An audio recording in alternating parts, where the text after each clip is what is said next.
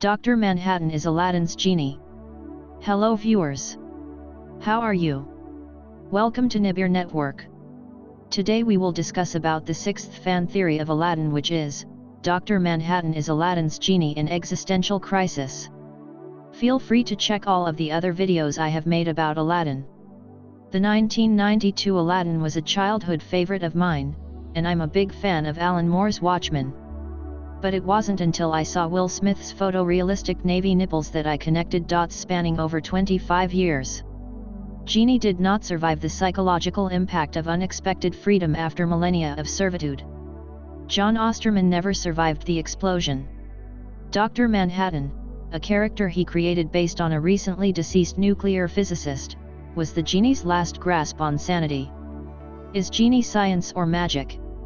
This is a moot point, because the simple answer is that it is neither, it's made up. But let's suspend our disbelief for a second.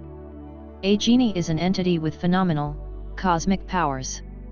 He can conjure objects from nothing, he can transmute anything, including living beings, he can shapeshift, he has the ability of telekinesis, and he can obviously perceive the passage of time differently, or at least can see into the future. So is this magic? Or is it science, just as explained with respect to Dr. Manhattan? Anything Genie does can be explained by the same mechanisms governing Dr. Manhattan. He has control over matter at molecular level, and he perceives time as we perceive Cartesian coordinates. Conjuring gold or turning Abu into an elephant would boil down to changing the nuclear structure of atoms and reordering them into the desired form. Dr. Manhattan and Genie's common traits. Consider the abundance of things they share. First of all, the painfully obvious one, they are both blue. In fact, the physical difference is that Dr. Manhattan's facial features are the same with John Osterman, while the color is blue. This is exactly what the genie would look like, if he shapeshifted into John, and I'll come to this later. Secondly, just like the genie, Dr. Manhattan can conjure things, has telekinesis, can teleport, can be in more than one place at a given time, as we know, when he simultaneously has sex and keeps on working. Thirdly, just like the genie, Dr. Manhattan can change his size, shape, and color. Fourthly, they both are drifted away from human condition, Genie a rambling madman. Dr. Manhattan is a detached godlike being who could, say, forget a person needs air. Fifthly, they both can create life. Genie conjures an entourage, while Dr. Manhattan ultimately, and allegedly, leaves Earth behind to create life. Lastly, this is by far the most important, they are both reluctant servants. Genie longs for his freedom, while being a slave is the only existence he hardly knows. Dr. Manhattan is a self-proclaimed puppet who can see the strings. He has phenomenal cosmic powers, but defeated in the fact that he is still a slave of a clock without a maker. He doesn't have a single master who is granted 3 wishes, but an entire nation, an entire species to command him. To be there as a god figure, to comfort them. To invade Vietnam. Genie's psychological breakdown. Unlike Aladdin 2019, in Aladdin version 1992, the genie does not turn into a human when he is freed. He still is a genie, sans the lamp. A genie without a lamp is a genie without a master. A genie without a master is apparently a genie without a purpose. Consider this: you have powers transcending time and space, and you have spent last 10,000 years serving petty whims of human beings. Finally you are free in the world of your former masters, and anything you can get on earth is below you. You have nothing to amaze you, nothing to experience that is not in your power to conjure.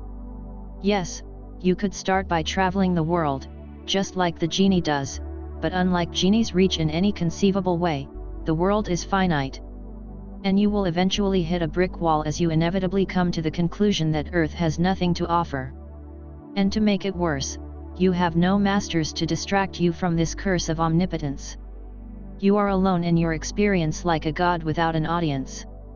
The genie is a bubbly, social character, and this unexpected freedom has no direction other than a crippling depression. A disguise for a magic being in the modern world. A genie belongs in ancient tales. In a world of positive science, reason, and technology, genie cannot conceptually exist. So the genie is not only alone, he is obsolete. He cannot just reveal himself to the world, he needs to find a way to fit in a world that fundamentally rejects his existence. It is very improbable, but not entirely impossible. And the genie has, if nothing else, the wisdom and patience of a time longer than human history. This is where John Osterman comes in. John's identity theft and Genie's Dr. Manhattan narrative. John Osterman, in August 1959, dies by disintegrating in the intrinsic field test chamber. And that's it for him. We never see Osterman again. And this is the perfect way for Genie to emerge himself. It is established that 1992 Aladdin's genie is an adept shapeshifter and often takes on the personality and physical appearance of other people. Perhaps by his grasp on time, the genie knows that Osterman is moving forward to his death, maybe even plays a role in his death by leaving the watch inside the chamber for John to enter. The door closes by itself? I think not, and studies him. Studies his life and character. And starts easing himself into existence. The genie, using John as a disguise, slowly introduces himself to the world. He creates the logic-defying narrative of a scientist dying and recollecting himself by a vague reference to his former training in clockmaking. The apparitions that appear until he completely recreates himself are just part of the showmanship that we all know the genie is very capable of. He is an ethereal showman, and he knows how to work the audience. His story's outrageousness is only matched by his phenomenal cosmic powers, so no one is actually able to verify or deny the story. The world listens to the story of a god, from a god. And, ladies and gentlemen, this is how you introduce yourself back to the world as a free genie, by probably killing and stealing the identity of a recently deceased John Osterman and spinning an elaborate story on how he became a blue god. Why would Genie do this? Cause he needs to serve. He has an inherent and powerful urge to help some master out. And probably spending several centuries, based on the setting, of complete and utter purposelessness with literally unlimited power, without a voice, a peer, an audience, and any relevance, he either has to wish himself dead, which I doubt he can do, or find a way to conjure purpose in his life. Since he can no longer serve a master, John Osterman's death and the birth of the Dr. Manhattan character is the perfect way back to society. This way, he doesn't serve a master but all potential masters. He doesn't grant 3 wishes, he grants all wishes. He is no longer jolly, he is defeated in the knowledge that everything is pointless, so Dr. Manhattan is a shell of his former self, shape-shifted into John Osterman, trying his last way to find meaning. And in the course of the Watchmen story, we see how the world handles a genie.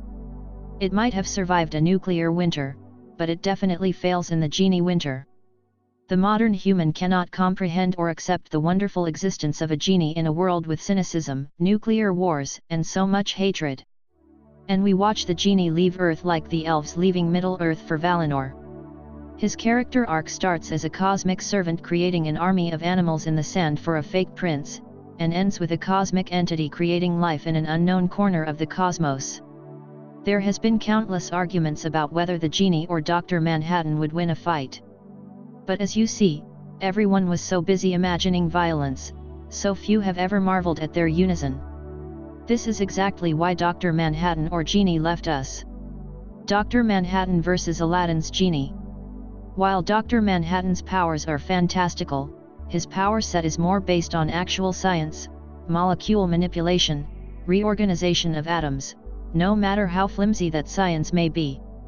Genie basically warps reality to his whim, and while he has limitations to his wishes, his limitations are much easier to work around, especially since you took away the no-killing rule. The only issue Genie would seem to have is that he is a goofball, and his goofy antics could backfire on him compared to the more straightforward Dr. Manhattan. Though, honestly, I don't think any of the two could really destroy each other. Genie is especially disabled in rule number 2, since he's not allowed to kill anyone. Even without that though, Genie can't win because he's mostly powerless by himself. He needs a master to wish for something in order to have any real power. He is shown to be able to exercise his powers without a master, but they're never anything on a grand scale. Dr. Manhattan on the other side though, can't exactly do much to the genie either. A fake genie isn't made of matter, he's made of magic, so there's really nothing Manhattan can manipulate there. This is a settlement. Another theory is, the genie cannot kill Dr. Manhattan, due to Dr. Manhattan's complete control over his own body, his ability to teleport to the other end of the solar system, and the fact that he can exist independent of a physical form means that it's almost impossible to non-lethally put him down. I personally think that if the genie concentrates hard enough he could construct a magical prison for Dr. Manhattan's mind, something that scrambles his consciousness, but the genie has never shown to be able to do anything like that. Dr. Manhattan on the other hand can't touch the genie since he is a magical being outside of his scientific-based powers, so all he can do is slow him down, maybe trying to attack the genie's mind with monologues about the pointlessness of their existence or something. So I give it to the genie 6 out of 10. Although really it's a bit of a draw. Thanks for watching. Feel free to check all of the other videos I have made about Aladdin. If you like the video, please subscribe to my channel, hit the like button below and please don't forget to share with your friends.